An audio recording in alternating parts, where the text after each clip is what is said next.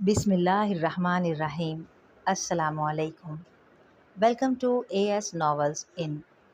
کیسے ہیں آپ سب؟ امید ہے خیریت سے ہوں گے۔ پیش خدمت ہے ناول پیر کامل کی قسط نمبر 34۔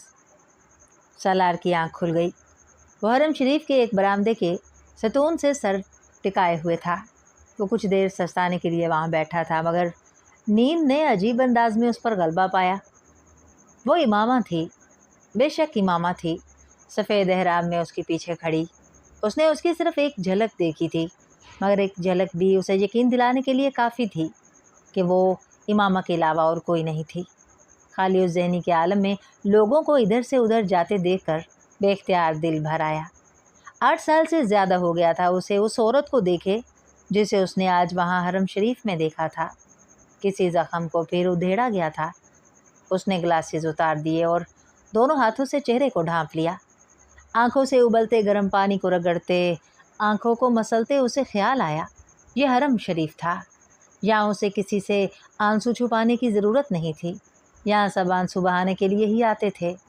اس نے چہرے سے ہاتھ ہٹا لیے، اس پر رکت طاری ہو رہی تھی۔ وہ سر جھکائے بہت دیر وہاں بیٹھا روتا رہا۔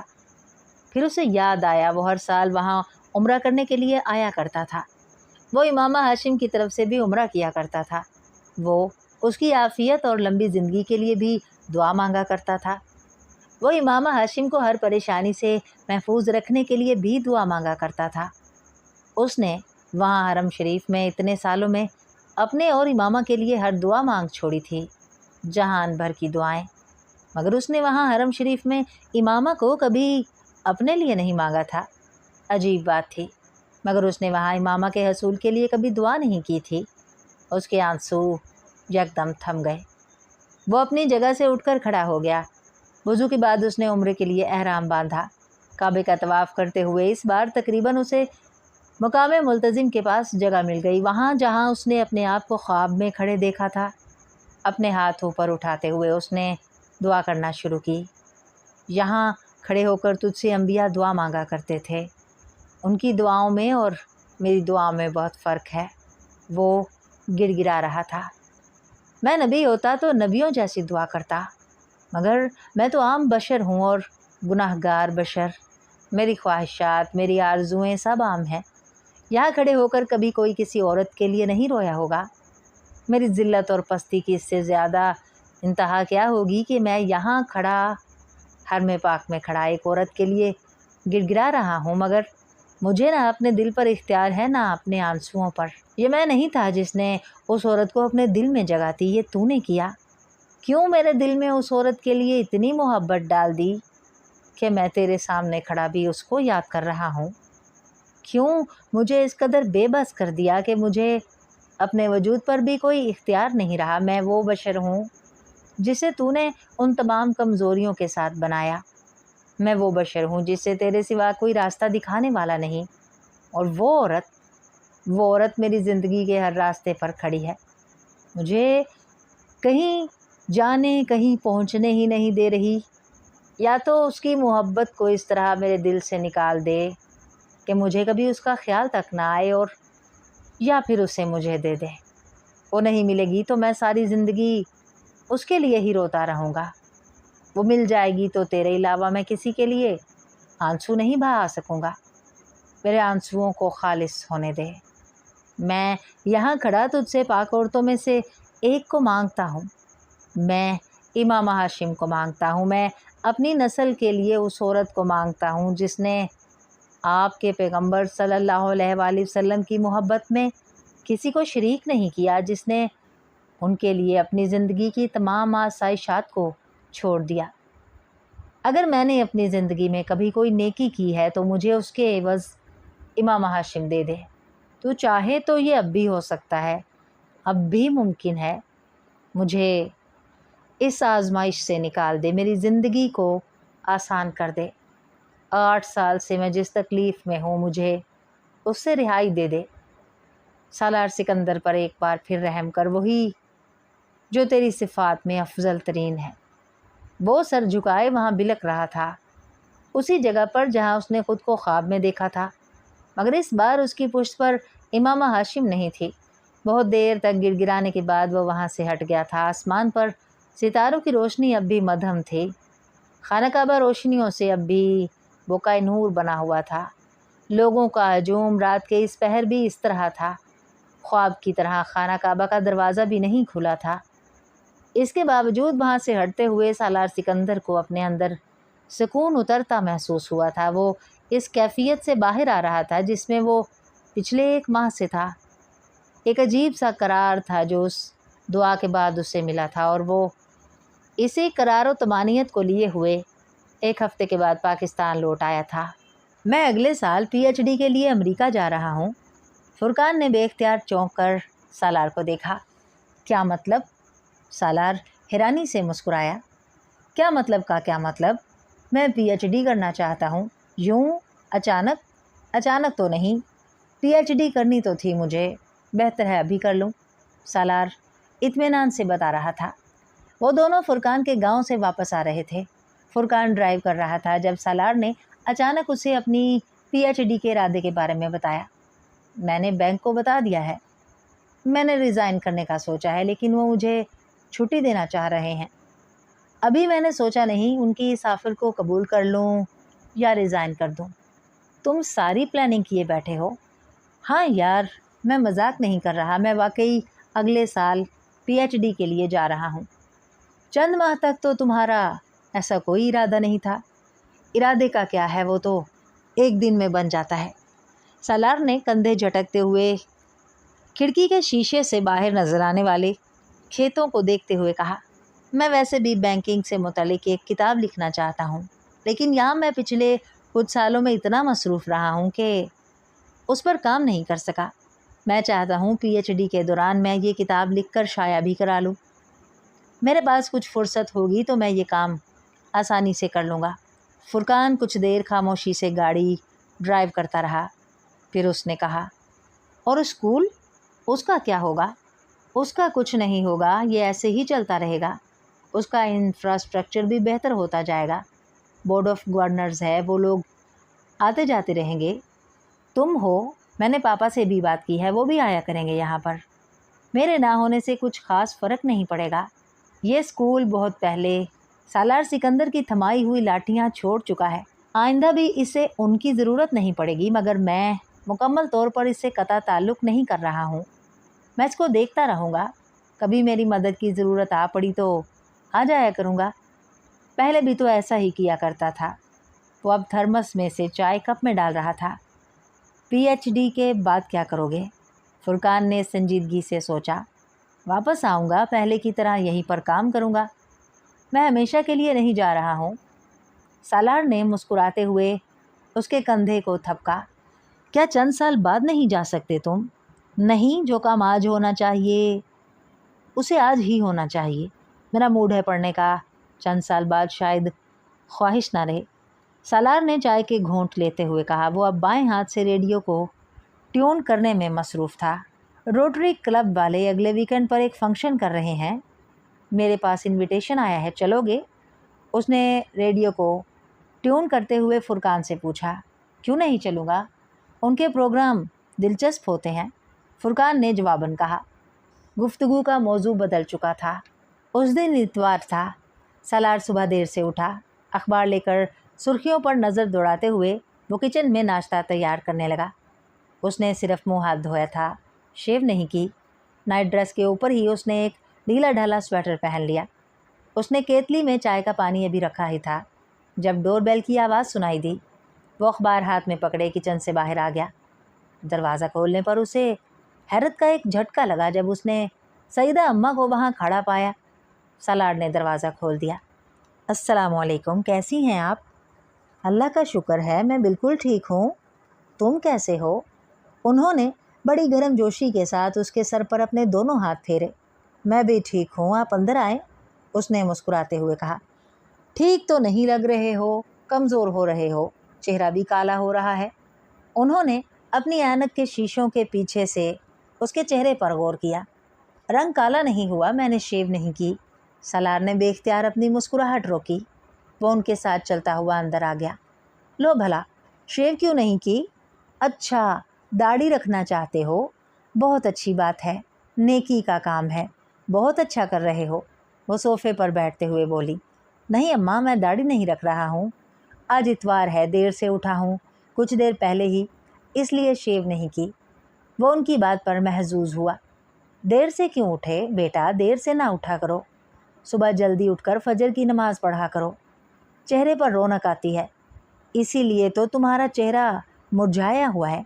सुबह नमाज़ पढ़कर बंदा कुरान पढ़े, फिर सैर को चला जाए, सेहत भी ठीक रहती है और अल्लाह भी खुश होता है। सालार ने एक गहरा सांस लिया। मैं नमाज़ पढ़कर सोया था, सिर्फ इतवार वाले दिन ही देर तक सोता हूँ, वरना रोज़ सुबह वही करता हूँ जो आप कह रही हैं। वो उसकी वजाहत पर बेहद खुश नज़र आने लगी। बहुत अच्छी बात है, इसीलिए तो तुम्हारा चेहरा चमक रहा है, रौनक नज़र आ रही है। उन्होंने अपने बयान में एक बार फिर तब्दीली की। आप क्या लेंगी? वो अपने चेहरे पर कोई तबसरा सुनना नहीं चाहता था, इसलिए मौजू बदला। नाश्ता करेंगी? नहीं, मैं नाश्ता करके आई हूँ, सुबह 6-7 बजे मैं नाश्ता कर लेती हूँ, 11 साढ़े 11 तो मैं दोपहर का खाना भी खा लेती हूँ। उन्होंने अपने मामूलात से आगाह किया। तो फिर दोपहर का खाना खा लें, 10:30 तो हो रहे हैं। नहीं, अभी तो मुझे भूख ही नहीं, तुम मेरे पास आकर बैठो, मैं आता हूँ अभी। वो उनके इनकार के बावजूद किचन में आ गया। पूरे 6 माह से तुम्हारा इंतज़ार कर रही हूँ, तुमने एक बार भी शक्ल नहीं दिखाई, हालांकि वादा किया था तुमने। उसे किचन में उनकी आवाज़ सुनाई दी। मैं बहुत मसरूफ़ था अम्मा जी, उसने अपने लिए चाय तैयार करते हुए कहा। लो, ऐसी भी क्या मसरूफ़ियत? अरे बच्चे मसरूफ़ वो होते हैं जिनके बीवी बच्चे होते हैं। ना तुमने घर बसाया, ना तुम घर वालों के साथ रह रहे हो, फिर भी कहते हो मसरूफ़ था। वो टोस्टर से स्लाइस निकालते हुए उनकी बात पर मुस्कुराया। अब यही देखो, ये तुम्हारे करने के काम तो नहीं हैं। वो उसे चाय की ट्रे लाते देखकर खफकी से बोली। मैं तो कहती हूँ ये काम मर्द के करने वाले हैं ही नहीं। वो कुछ कहे बगैर मुस्कुराते हुए मेज़ पर बर्तन रखने लगा। अब देखो, बीवी होती तो ये काम बीवी कर रही होती, मर्द अच्छा नहीं लगता ऐसे काम करते हुए। आप ठीक कहती हैं अम्मा जी, मगर अब मजबूरी है, अब बीवी नहीं है तो क्या किया जा सकता है? सलार ने चाय का कप उनकी तरफ बढ़ाते हुए कहा। उन्हें उसकी बात पर झटका लगा। ये क्या बात हुई? क्या किया जा सकता है? अरे बच्चे, दुनिया लड़कियों से भरी हुई है, तुम्हारे तो अपने माँ बाप भी हैं, उनसे कहो तुम्हारा रिश्ता तय करें, या तुम चाहो तो मैं कोशिश करूं। सलार को एकदम सूरत हाल की संगीनी का एहसास होने लगा। नहीं नहीं अम्मा जी, आप चाय पिए, मैं बहुत खुश हूँ अपनी ज़िंदगी से। जहाँ तक घर के कामों का ताल्लुक़ है तो वो तो हमारे पैगंबर सल्लल्लाहु अलैहि वसल्लम भी कर लिया करते थे। लो, अब तुम कहाँ से कहाँ पहुँच गए? मैं तो तुम्हारी बात कर रही हूँ। वो कुछ गड़बड़ा गई। आप ये बिस्किट लें और केक भी। सलार ने मौजू बदलने की कोशिश की। अरे हाँ, जिस काम के लिए आई थी वो तो मैं भूल ही गई हूँ। उन्हें अचानक याद आया। अपने हाथ में पकड़ा बड़ा सा बैग उन्होंने खोल कर अंदर कुछ तलाश करना शुरू कर दिया। तुम्हारी बहन की शादी हो गई है? सलार को चाय पीते बेख्तियार उच्छू लगा। मेरी बहन की? अम्मा जी, मेरी बहन की शादी तो 5 साल पहले हो गई थी, उसने कुछ हक्का बक्का होते हुए बताया।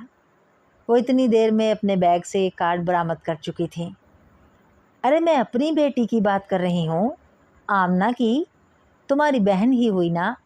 उन्होंने उसके जुमले पर बड़े अफसोस के आलम में उसे देखते हुए कार्ड थमाया। सलार को बेख्तियार हंसी आई। कल तक वो उसे उसकी बीवी बनाने की कोशिश में लगी हुई थी और अब एकदम बहन बना दिया। मगर इसके बावजूद सालार को बेतहाशा इत्मीनान महसूस हुआ।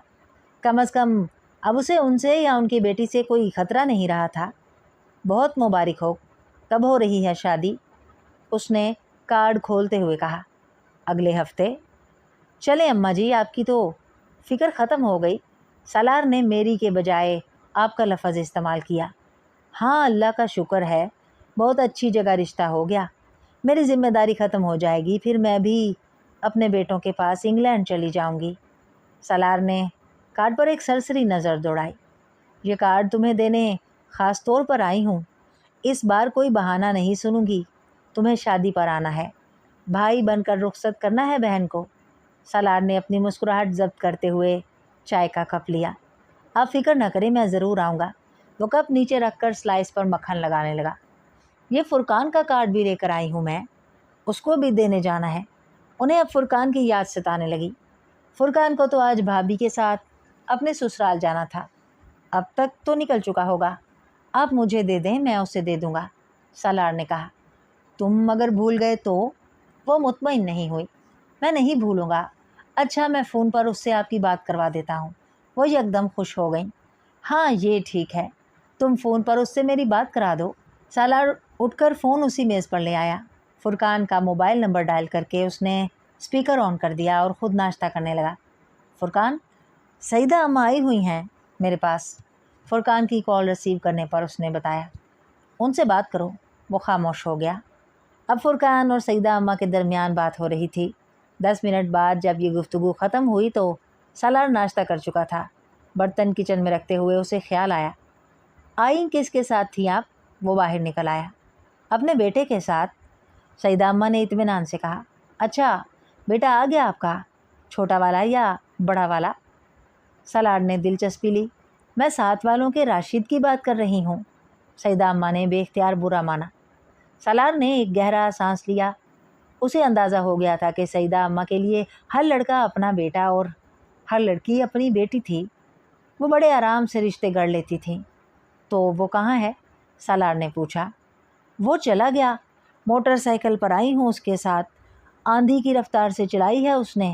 9 بجے بیٹھی ہوں، پورے 10:30 بجے ادھر پہنچا دیا اس نے۔ میری ایک نہیں سنی اس نے، سارا راستہ بار بار یہی کہتا رہا، آہستہ چلا رہا ہوں۔ یہاں اتارتے وقت کہنے لگا، آپ کے ساتھ موٹر سائیکل پر میرا آخری سفر تھا، دوبارہ کہیں لے کر جانا ہوا تو پیدل لے کر جاؤں گا آپ کو۔ سالار کو ہنسی آئی۔ آدھ گھنٹے میں طے ہونے والے راستے کو 1.5 گھنٹے میں طے کرنے والے کی جھنجھلاہٹ کا وہ اندازہ کر سکتا تھا۔ بوڑھوں کے ساتھ وقت گزارنا خاصا مشکل کام تھا۔ یہ وہ سعیدہ اماں کے ساتھ ہونے والی پہلی ملاقات میں ہی جان گیا تھا۔ تو واپس کیسے جائیں گی؟ راشد لینے آئے گا آپ کو؟ ہاں، اس نے کہا تو ہے کہ میچ ختم ہونے کے بعد آپ کو لے جاؤں گا۔ اب دیکھو کب آتا ہے۔ اسے ایک بار پھر اپنی بیٹی اور اس کے ہونے والے سسرال کے بارے میں اطلاعات پہنچانے لگی۔ وہ مسکراتے ہوئے فرما برداری سے سنتا رہا۔ اس قسم کی معلومات میں اسے کیا دلچسپی ہو سکتی تھی؟ مگر سعیدہ اماں اب اس کے ساتھ بینکنگ کے بارے میں تو گفتگو نہیں کر سکتی تھیں۔ ان کی باتیں رتی بھر اس کی سمجھ میں نہیں آ رہی تھی، مگر وہ یوں ظاہر کر رہا تھا جیسے وہ ہر بات سمجھ رہا ہو۔ دوپہر کا کھانا اس نے ان کے ساتھ کھایا۔ اس نے ان کے سامنے فریزر سے کچھ نکال کر گرم کرنے کی کوشش نہیں کی۔ وہ ایک بار پھر شادی کے فوائد اور ضرورت پر لیکچر نہیں سننا چاہتا تھا۔ اس نے ایک ریسٹورنٹ فون کر کے لنچ کا آرڈر دیا۔ 1 گھنٹے کے بعد کھانا آ گیا۔ کھانے کے وقت تک راشد نہیں آیا تو سالار نے ان کی تشویش کو کم کرنے کے لیے کہا، میں گاڑی پر چھوڑ آتا ہوں آپ کو۔ وہ فوراً تیار ہو گئیں۔ ہاں یہ ٹھیک ہے، اس طرح تم میرا گھر بھی دیکھ لو گے۔ اماں جی، میں آپ کا گھر جانتا ہوں، سالار نے کار کی چابی تلاش کرتے ہوئے انہیں یاد دلایا۔ آدھ گھنٹے کے بعد وہ اس گلی میں تھا جہاں سعیدہ اماں کا گھر تھا۔ وہ گاڑی سے اتر کر انہیں اندر گلی میں دروازے تک چھوڑ گیا۔ انہوں نے اسے اندر آنے کی دعوت دی، جسے اس نے شکریہ کے ساتھ رد کر دیا۔ آج نہیں، آج بہت کام ہے، وہ اپنی بات کہہ کر پچھتایا۔ بچے اسی لیے کہتی ہوں شادی کر لو، بیوی ہوگی تو خود سارے کام کرے گی، تم کہیں آ جا سکو گے۔ اب یہ کوئی زندگی ہے کہ چھٹی کے دن بھی گھر کے کام لے کر بیٹھے رہو؟ انہوں نے افسوس بھری نظروں سے اسے دیکھا۔ جی آپ ٹھیک کہہ رہی ہیں، اب میں جاؤں؟ اس نے کمال فرما برداری کا مظاہرہ کرتے ہوئے ان کی ہاں میں ہاں ملائی۔ ہاں ٹھیک ہے جاؤ، مگر یاد رکھنا شادی پر ضرور آنا۔ فرقان سے بھی ایک بار پھر کہہ دینا کہ وہ بھی آئے، اور اس کو کارڈ ضرور پہنچا دینا۔ سالار نے ان کے دروازے پر لگی ہوئی بیل ڈور بجائی اور خدا حافظ کہتے ہوئے پلٹا۔ اپنے پیچھے اس نے دروازہ کھلنے کی آواز سنی۔ سعیدہ اماں اب اپنی بیٹی سے کچھ کہہ رہی تھیں۔